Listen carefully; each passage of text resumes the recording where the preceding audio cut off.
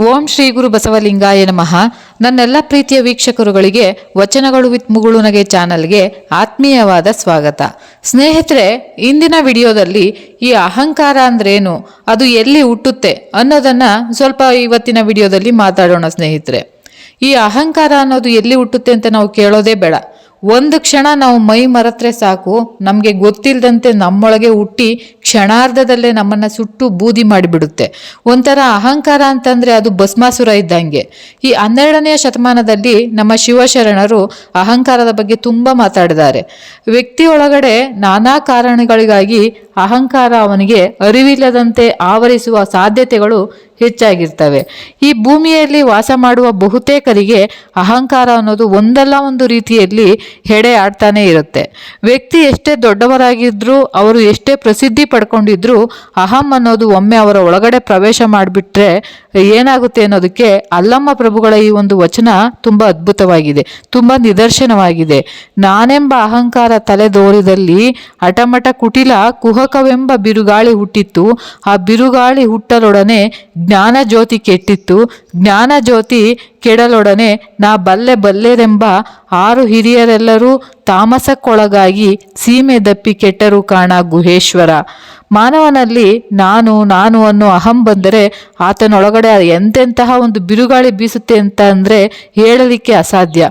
ಪ್ರಭುದೇವರು ಹೇಳುವಂತೆ ಅಲ್ಲಿ ಕುಟಿಲತೆ ಕಾಣಿಸಿಕೊಳ್ಳುತ್ತೆ, ಕುಹಕ ಬುದ್ಧಿ ಬೆಳೆಯುತ್ತೆ. ಅದೇ ಬಿರುಗಾಳಿಯಾಗಿ ಅವನೊಡನೆ ಇರ್ತಕ್ಕಂತಹ ಜ್ಞಾನದ ಜ್ಯೋತಿಯನ್ನ ಹಾರಿಸಿ ಬಿಡುತ್ತೆ. ಜ್ಞಾನದ ಜ್ಯೋತಿ ಹಾರಿದ್ರೆ ಅಂತ ಹೇಳಿದ್ರೆ ಅಜ್ಞಾನದ ಕೈಗೆ ಸಿಕ್ಕಿ ದಿಕ್ಕು ತಪ್ಪಿ ದಿಕ್ಕುಪಾಲಾಗುವುದು ನಿಶ್ಚಿತ ಅನ್ನೋದನ್ನ ಈ ವಚನದಲ್ಲಿ ಹೇಳ್ತಾರೆ. ಈ ಎಲ್ಲಾ ರೀತಿಯ ಅನಾಹುತಗಳಿಗೆ ಕಾರಣವಾಗುವುದೇ ಈ ಅಹಂಕಾರ. ಇಲ್ಲಿಂದಾನೇ ಎಲ್ಲ ಸೃಷ್ಟಿಯಾಗುವಂತಹದ್ದು. ಅದನ್ನ ಮದ ಅನ್ನುವ ಇನ್ನೊಂದು ಹೆಸರಿನಲ್ಲೂ ಕೂಡ ಕರೀತಾರೆ. 8 ರೀತಿಯ ಮದಗಳು ವ್ಯಕ್ತಿಯನ್ನ ಆವರಿಸುತ್ತವೆ ಅಂತ ಹೇಳ್ತಾರೆ. ಕುಲ ಮದ, ಛಲ, ಮದರೂಪ, ಮದ ತಾರುಣ್ಯ, ಮದಧನ, ಮದ ವಿದ್ಯಾಮದ, ರಾಜ್ಯ ಮದ, ತಪಸ್ಸಿನ ಮದ, ಈ ಎಲ್ಲ ಮದಗಳು ಮನುಷ್ಯನನ್ನ ಇನ್ನಿಲ್ಲದಂತೆ ಕಾಡುವ ಅನಿಷ್ಟಗಳು ಅಂತ ಕರೀತಾರೆ. ಈ ಅಹಂಕಾರ ಅನ್ನೋದು ಮೊದಲು ಅಪಾಯವನ್ನ ಮಾಡೋದು. ಆ ಅಹಂಕಾರಿಯನ್ನೇ ಹೇಗೆ ಬಸವಣ್ಣನವರು ಹೇಳ್ತಾರಲ್ಲ, ಮನೆಯ ಕಿಚ್ಚು ಮನೆಯ ಸುಟ್ಟಲ್ಲದೆ ನೆರಮನೆಯ ಸುಡದಯ್ಯ ಅಂತ ಹೇಳಿ, ಹಾಗೇನೆ ಈ ಅಹಂಕಾರವೂ ಅಷ್ಟೇ. ಯಾರಲ್ಲಿ ಪ್ರವೇಶ ಪಡೆಯುತ್ತೆ ಆ ವ್ಯಕ್ತಿಯನ್ನ ಸಂಪೂರ್ಣವಾಗಿ ಸುಟ್ಟು ನಾಶ ಮಾಡಿಬಿಡುತ್ತೆ. ಅದ ಕಾರಣ ಅಮುಗೆ ರಾಯಮ್ಮನವರು ಹೇಳ್ತಾರೆ, ಎನ್ನ ಅಂಗದಲ್ಲಿದ್ದ ಅಹಂಕಾರವನ್ನ ಸುಡುವವರ ನಾರನು ಕಾಣೆ ಅಂತಾನೆ ಹೇಳ್ತಾರೆ. ಎನ್ನ ಅಂಗದಲ್ಲಿ ಅಹಂಕಾರವ ನಾನೇ ಸುಡಬೇಕು ಅಂತ ಹೇಳ್ಕೊತಾರೆ. ಹೌದು, ಮನುಷ್ಯ ತನ್ನಲ್ಲಿ ಇರ್ತಕ್ಕಂಥ ಅಹಂಕಾರ ಅನ್ನುವ ಬೆಂಕಿಯನ್ನ ತಾನೇ ಆರಿಸಿಕೊಳ್ಬೇಕು. ಇಲ್ಲವಾದರೆ ಅದು ಅವನನ್ನೇ ಸುಟ್ಟು ಬೂದಿಯನ್ನಾಗಿ ಮಾಡುವುದರಲ್ಲಿ ಯಾವ ಅನುಮಾನವೂ ಕೂಡ ಇರಲ್ಲ. ಈ ಅಹಂಕಾರ ಅಳಿದಾಗ ಆ ಮನುಷ್ಯನಿಗೆ ನಿಜಕ್ಕೂ ಕೂಡ ದೊಡ್ಡ ವ್ಯಕ್ತಿ ಆಗ್ತಾನೆ. ಅಹಂಕಾರವೆಂಬ ಮದ ಸರ್ವಾಂಗ ವ್ಯಾಪಿಸಿ ತಲೆಗೇರಿದ ಆತ ಸತ್ಯವನ್ನ ಅರಿಯಲು ಅಸಮರ್ಥನಾಗ್ತಾನೆ, ಬುದ್ಧಿಗೇಡಿ ಆಗ್ತಾನೆ, ಆನಂದವನ್ನ ಅನುಭವಿಸಲಾರ. ಹೆಂಡದ ಮದಕ್ಕಿಂತ ಅಪಾಯಕಾರಿಯ ಒಂದು ಅಹಂಕಾರದ ಮದ ಅನ್ನೋದು. ಈ ಹೆಂಡದ ಮಾರಯ್ಯನವರು ಬಹಳ ಸೂಕ್ಷ್ಮವಾಗಿ ತಿಳಿಸಿಕೊಡ್ತಾರೆ. ಅಹಂಕಾರ ಒಂದು ಪಂಜರ ಇದ್ದಂತೆ, ಆ ಪಂಜರದೊಳಗೆ ಸಿಲುಕಿದರೆ ಕೇಡು ನಿಶ್ಚಿತ. ಈ ವಿಷಯದಲ್ಲಿ ಸಾಕ್ಷಾತ್ ಬಸವಣ್ಣನವರು ಕೂಡ ಹೊರತಾಗಿರ್ಲಿಲ್ಲ. ಮಹಾಮನೆಯ ದಾಸೋಹಕ್ಕೆ ಬಂದವರಿಗೆ ತೃಪ್ತಿಯಾಗುವಂತಹ ಒಂದು ದಾಸೋಹದ ವ್ಯವಸ್ಥೆಯನ್ನ ಮಾಡಿಸುವವರು ತಾವು ಎನ್ನುವ ಸಾತ್ವಿಕ ಅಹಂಕಾರ ಬಸವಣ್ಣನವರ ಮನಸ್ಸಿನಲ್ಲಿ ಕೂಡ ಒಮ್ಮೆ ಮನೆ ಮಾಡಿಬಿಡ್ತಂತೆ. ಈ ಅಹಂಕಾರವನ್ನ ಹೇಗಾದರೂ ಮಾಡಿ ಇಳಿಸಬೇಕು ಅಂತ ಹೇಳಿ ಪ್ರಭುದೇವರು ಒಂದಷ್ಟು ಜನರೊಂದಿಗೆ ಆ ಮಹಾಮನೆಗೆ ಬಂದು ಹಸಿವೆ ಅಂತ ಹೇಳಿ ಪ್ರಸಾದಕ್ಕೆ ಕುಳಿತುಕೊಳ್ತಾರಂತೆ. ಮಹಾಮನೆಯಲ್ಲಿ ಅದೆಷ್ಟೋ ಜನರಿಗೆ ಮಾಡಿದ್ದಂತಹ ಪ್ರಸಾದವನ್ನ ಪ್ರಭುದೇವರು ಮತ್ತು ಅವರ ಜೊತೆ ಬಂದಂತಹ ಶರಣರ ಹಸಿವನ್ನು ಇಂಗಿಸಲು ಸಾಧ್ಯ ಆಗ್ಲಿಲ್ಲಂತೆ. ಅದೇ ಬಸವಣ್ಣನವರು ಹೇಳ್ತಾರೆ, ಕೈಯಿಂದ ಮುಟ್ಟಿದ ಪದಾರ್ಥ ಅಲ್ಲೇ ಐಕ್ಯ, ಕಂಗಳು ತಾಗಿದ ಪದಾರ್ಥ ಕಂಗಳೊಳಗೆ ಐಕ್ಯ, ನಾಲಿಗೆ ತಾಗಿದ ಪದಾರ್ಥ ನಾಲಿಗೆಯೊಳಗೆ ಐಕ್ಯವಾಗಿ ಪ್ರಸಾದ ಎಡೆ ಮಾಡುವ ಪರಿಚಾರಕರೇ ಬೆಸ್ತತ್ತಂತೆ ಎನ್ನುವರು.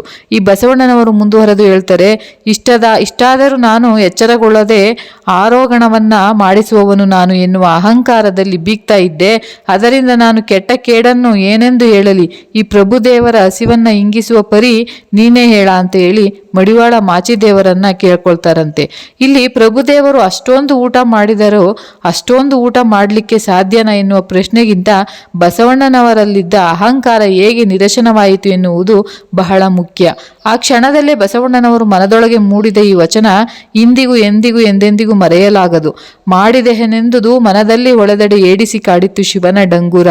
ಮಾಡಿದನೆನ್ನದಿರಿ ಲಿಂಗಕ್ಕೆ, ಮಾಡಿದನೆನ್ನದಿರಿ ಜಂಗಮಕ್ಕೆ, ಮಾಡಿದಿಹನೆಂದು ಮನದಲ್ಲಿ ಇಲ್ಲದಿದ್ದಡೆ ಬೇಡಿದ್ದ ನೀವ ಕೂಡಲ ಸಂಗಮ ದೇವ ಅಂತ ಹೇಳ್ತಾರೆ.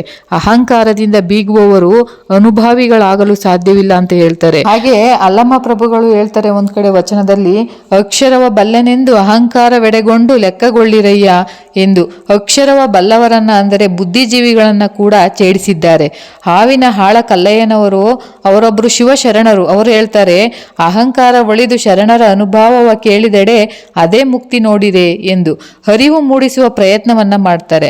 ನಾ ತಿಳಿದೆ ಎನ್ನುವುದೇ ಅಹಂಕಾರ ಎಂದು ಸಿದ್ದರಾಮೇಶ್ವರರು ಒಂದ್ ಕಡೆ ಹೇಳ್ತಾರೆ.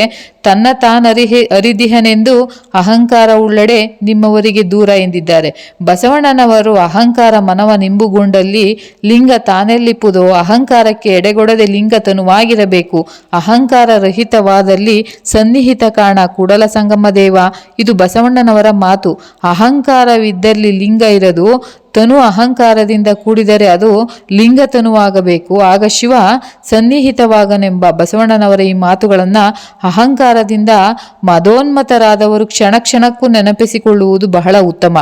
ಅಹಂಕಾರ ಹುಟ್ಟುವುದೇ ವ್ಯಕ್ತಿಯ ನಡೆನುಡಿಗಳಿಂದ. ಬಸವಣ್ಣ ವಿನಯದ ಸಹಕಾರ ಮೂರ್ತಿ. ಅವರೆಂದೂ ಕೂಡ ಅಹಂಕಾರಕ್ಕೆ ತುತ್ತಾದವರಲ್ಲ. ಅವರೂ ತಮ್ಮ ಅಹಂಕಾರದ ನಿರಶನಕ್ಕಾಗಿಯೇ ಮತ್ತೆ ಮತ್ತೆ ದೇವರಲ್ಲಿ ಪ್ರಾರ್ಥನೆ ಮಾಡ್ತಾರೆ. ಎನ್ನ ತಪ್ಪು ಅನಂತ ಕೋಟಿ, ನಿಮ್ಮ ಸೈರಣೆಗೆ ಲೆಕ್ಕವಿಲ್ಲ, ಭಕ್ತಿ ಇಲ್ಲದ ಬಡವ ನಾನಯ್ಯ, ನಿಮ್ಮ ಶರಣರ ಪಾದಕ್ಕೆ ಚಮ್ಮಾವುಗೆಯ ಮಾಡಯ್ಯ, ಎನಗಿಂತ ಹಿರಿಯರಿಲ್ಲ, ಶಿವಭಕ್ತರಿಗಿಂತ ಕಿರಿಯರಿಲ್ಲ, ಮಾವಿನ ಕಾಯೊಳಗೆ ಬಂದು ನಾನು ಎಕ್ಕೆಯ ಕಾಯಿ ನೋಡಯ್ಯ, ಉತ್ತಮ ಕುಲದಲ್ಲಿ ಹುಟ್ಟಿದಿಹೆನೆಂದು ಕಷ್ಟತನದ ಹೊರೆಯ ಒರಿಸದಿರಯ್ಯ, ಶರಣರ ಬರವನೆಗೆ ಪ್ರಾಣ ಜೀವಾಳವಯ್ಯ. ಇಂತಹ ಅನೇಕ ವಿನಯದ ಮಾತುಗಳನ್ನು ನಾವು ಬಸವಣ್ಣರಲ್ಲಿ ನಾವು ನೋಡಿದ್ದೇವೆ, ಕೇಳಿದ್ದೇವೆ. ವಿವೇಕದ ಪ್ರತೀಕಗಳಾದ ಈ ಎಲ್ಲ ಮಾತುಗಳು ತೋರಿಸುತ್ತವೆ, ಬ್ರಹ್ಮ ಪದವಿಯನೊಲ್ಲೆ, ವಿಷ್ಣು ಪದವಿಯನೊಲ್ಲೆ, ರುದ್ರ ಪದವಿಯನೊಲ್ಲೆ, ನಾನು ಮತ್ತಾವ ಪದವಿಯನೊಲ್ಲೆಯನಯ್ಯ, ಕೂಡಲ ಸಂಗಮ ದೇವ, ನಿಮ್ಮ ಸದ್ಭಕ್ತರ ಪಾದ ಒರಿದಿಪ್ಪ ಮಹಾಪದವಿಯ ಕರುಣಿಸಯ್ಯ. ಬಸವಣ್ಣನವರು ಬಯಸಿದ್ರೆ ಎಂತೆಂಥ ಪದವಿಯನ್ನಾದರೂ ಪಡೆದುಕೊಳ್ಳಬಹುದಿತ್ತು. ಆದರೆ ಅವರು ದೇವರಲ್ಲಿ ಪ್ರಾರ್ಥನೆ ಮಾಡೋದು, ನನಗೆ ಬ್ರಹ್ಮ ಪದವಿ, ವಿಷ್ಣು ಪದವಿ, ರುದ್ರ ಪದವಿ ಬೇಕಾಗಿಲ್ಲ, ಬದಲಾಗಿ ನಿಮ್ಮ ಸದ್ಭಕ್ತರ ಪಾದವನರಿದಿಪ್ಪ ಮಹಾಪದವಿಯನ್ನ ಕರುಣಿಸು ಅಂತ ಪ್ರಾರ್ಥನೆ ಮಾಡ್ಕೊಳ್ತಾರೆ. ಎನಗೆ ನಾನೇ ಹಾಗೆ ನೋಡಯ್ಯ, ಎನಗೆ ನಾನೇ ಕೆಳೆ ನೋಡಯ್ಯ, ನಿಮ್ಮ ಸದ್ಭಕ್ತರೊಡನೆ ವಿರೋಧ ಮಾಡಿದೆಡೆ ಎನ್ನ ಕೊಲ್ಲುವುದಾಗಿ, ನಿಮ್ಮ ಪುರಾತನರಿಗೆ ಹಂಜಿ ಬೆಸಗೊಂಡೊಡೆಯನ್ನ ಕಾಯುವುದಾಗಿ, ಅನ್ಯ ಹಗೆಯಲ್ಲಿ ಕೆಳೆಯಲ್ಲಿ ಬಾಗಿದ ತಲೆಯ ಮುಗಿದ ಕೈಯಾಗಿರಿಸು ಕೂಡಲ ಸಂಗಮ ದೇವ. ಎಂತಹ ಅದ್ಭುತವಾದ ವಿನಯವಂತ ಮಾತುಗಳನ್ನ ಹೇಳ್ತಾರೆ. ನಾವು ಯಾರು ಕೂಡ ಮರೆಯೋ ಹಾಗಿಲ್ಲ. ಹಾಗಾಗಿ ಮಿತ್ರ ಶತ್ರು ಯಾರು ಕೂಡ ಹೊರಗಡೆ ಇಲ್ಲ, ಅವರು ನಮ್ಮೊಳಗಡೆನೆ ಇದ್ದಾರೆ, ನಾವು ಅವರುಗಳನ್ನ ರೂಪಿಸಿಕೊಳ್ಳಬೇಕು ಅನ್ನುವ ಒಂದು ಅದ್ಭುತವಾದ ಸಂದೇಶವನ್ನ ಈ ವಚನದಲ್ಲಿ ಕೊಟ್ಟಿದ್ದಾರೆ. ನಮ್ಮ ಶಿವಶರಣರು ಒತ್ತು ಕೊಟ್ಟಿದ್ದು ಜಾತಿಗಿಂತ ನೀತಿಗೆ.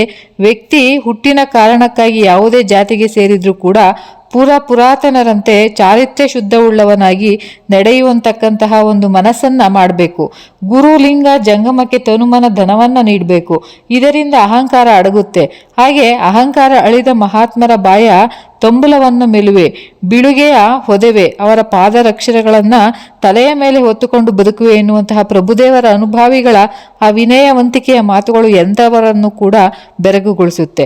ಹೀಗೆ ಈ ಎಲ್ಲ ವಿಚಾರಗಳನ್ನು ನಮ್ಮೊಳಗೆ, ನಮ್ಮ ಮನಸ್ಸಿನೊಳಗೆ ಅಳವಡಿಸಿಕೊಂಡು ನಾವು ಏನು ಅನ್ನೋದನ್ನ ನಾವು ಅರ್ಥ ಮಾಡಿಕೊಂಡು ನಮ್ಮ ಅಹಂಕಾರ ತನ್ನಷ್ಟಕ್ಕೆ ತಾನೇ ಅಡಗಿ ಹೋಗುತ್ತೆ, ಕರಗಿ ಹೋಗುತ್ತೆ.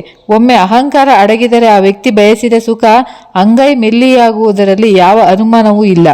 ಆದರೆ ಅಹಂಕಾರ ಅಡಗಿಸುವುದು ಇದೆಯಲ್ಲ, ಅದು ಬಹಳ ಕಷ್ಟದ ಕೆಲಸ. ಹಾಗಂತ ಅಸಾಧ್ಯವಾದುದೇನಲ್ಲ.